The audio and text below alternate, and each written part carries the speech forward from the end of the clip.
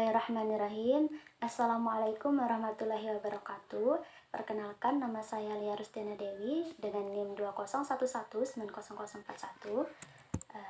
Baiklah, langsung saja sama-sama kita hormati Ibu Dr. Hajah Hindun MPDI selaku dosen pengampu pada mata kuliah Sejarah Pendidikan Islam dan teman-teman yang saya banggakan. Kami akan mempresentasikan makalah kami tentang peran organisasi Islam, Al-Irsyad, Persis, dan Al-Wasliyah.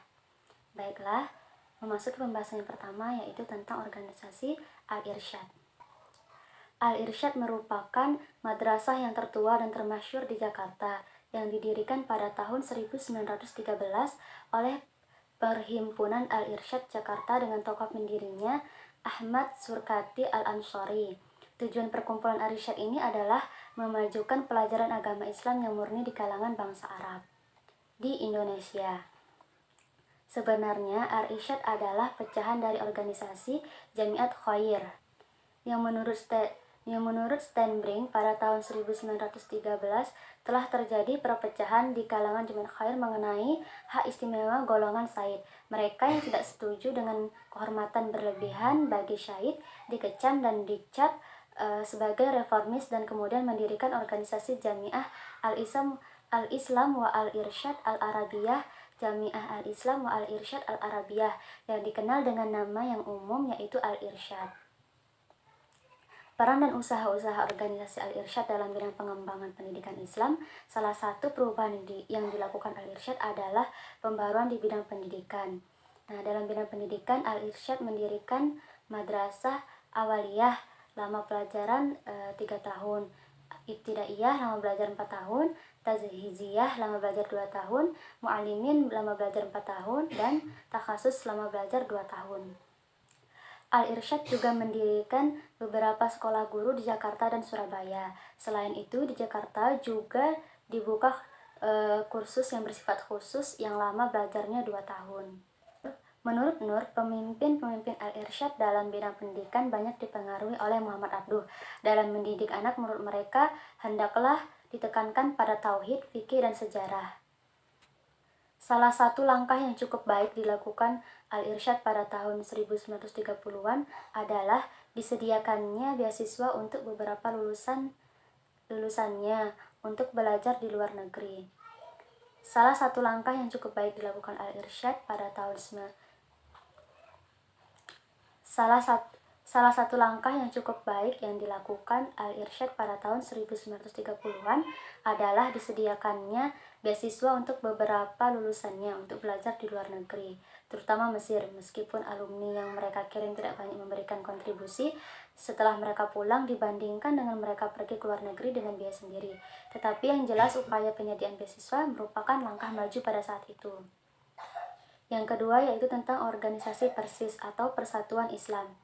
Persatuan Islam didirikan oleh 2 usahawan asal Palembang ataupun Sumatera Selatan oleh Muhammad Zamzan dan Muhammad Yunus pada tanggal 12 September 1923 di Bandung. Pendirian Persis ini berawal dari diskusi-diskusi yang dilakukan oleh Zamzan dan Yunus mengenai masalah agama. Nama Persis ini digunakan dengan maksud untuk mengarahkan ruhul ijtihad dan jihad, berusaha dengan sekuat tenaga untuk mencapai harapan dan cita-cita organisasi, yaitu Persatuan Pemikiran Islam, Persatuan Rasa Islam, Persatuan Suara Islam, dan Persatuan Usaha Islam. Baiklah, sekian yang dapat saya sampaikan dan akan dilanjutkan oleh teman saya Siti Rahmatun. Kurang lebihnya saya memohon maaf. Wassalamualaikum warahmatullahi wabarakatuh. Bismillahirrahmanirrahim. Assalamualaikum warahmatullahi wabarakatuh. Perkenalkan, nama saya Siti Rahmatun dengan NIM 2011900055. Di sini saya akan melanjutkan materi dari teman saya, yaitu yang selanjutnya, peran dan usaha-usaha organisasi dalam bidang pengembangan pendidikan Islam. Persis adalah organisasi yang menentang tahayul dan kufarat. Pada masa penjajahan, semua organisasi Islam dibubarkan dan para anggota Persis bergerak sendiri-sendiri menentang usaha niponisasi dan pemusyrikan ala Jepang. Salah satu praktek keagamaan di Indonesia yang ditentang oleh Persis adalah upacara selamatan. Persis menentang ini dikarenakan keselamatan berpengaruh oleh adanya unsur-unsur anisme. Penolakan Persis terhadap praktik keagamaan di Indonesia adalah tasawuf. Dan yang selanjutnya yaitu selama berdiri Persis telah banyak kontribusi yang mereka berikan terhadap bangsa ini, khususnya di bidang pendidikan. Khusus bidang pendidikan, Persis memiliki bagian khusus yang pendidikannya didirikan di Bandung pada tahun 1955. Bagian ini bertugas untuk mengatur sekolah-sekolah Persis, terutama untuk menjaga kualitasnya.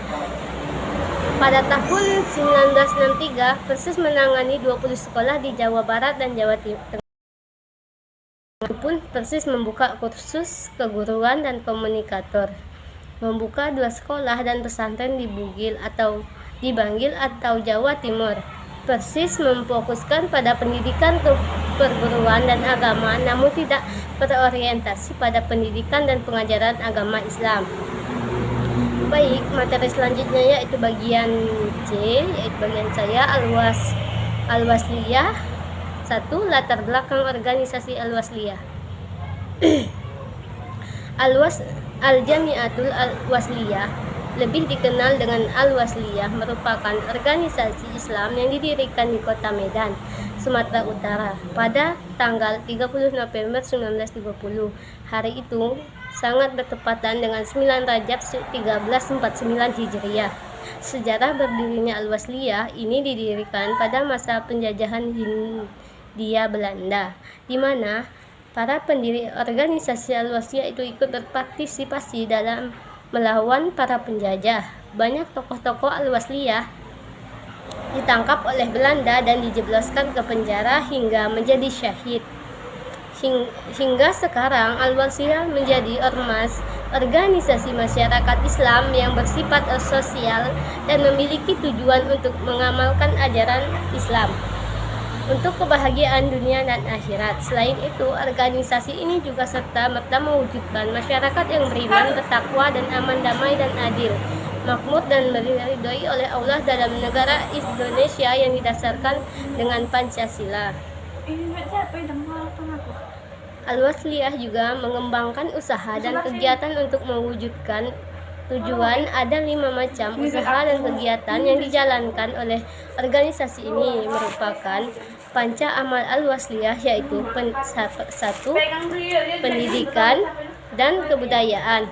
Yang kedua, dakwah dan kaderisasi. Yang ketiga, amar ma'ruf nahi munkar. Yang keempat, panti asuhan dan fakir miskin. Yang kelima, ekonomi dan kesejahteraan umat. Sejak awal sejarah berdirinya Al-Wasliyah, mereka sudah meletakkan posisi secara independen dan tidak berafiliasi ke partai politik manapun. Baik, yang selanjutnya yaitu bagian peran dan usaha organisasi Al-Wasliyah di bidang pengembangan pendidikan Islam. Adapun organisasi kerja yang diselenggarakan mereka adalah tabligh, yaitu ceramah agama. Yang tarbiyah, pendidikan. Yang ketiga, dakwah. Yang keempat, penyiaran. Yang kelima, urusan anggota. Yang kelima, tolong menolong. Al-Wasliyah menyelenggarakan pendidikan dengan susunan sebagai berikut, yaitu yang pertama, Madrasah Ibtidaiyah 6 tahun, Madrasah Sanawiyah 3 tahun, Madrasah Qismul Ali 3 tahun, pendidikan guru agama, SD Al-Wasliyah, SMP Al-Wasliyah, dan SMA Al-Wasliyah. Untuk lembaga pendidikan sekolah dasar sampai sekolah menengah atas, materi pembelajaran dan pendidikannya adalah 7% pengetahuan umum dan ilmu-ilmu agama sebanyak 30%. Pada tahun 1958, Jamiatul Al-Wasliyah telah mampu mendirikan perguruan tinggi agama PTAI di Medan dan Jakarta.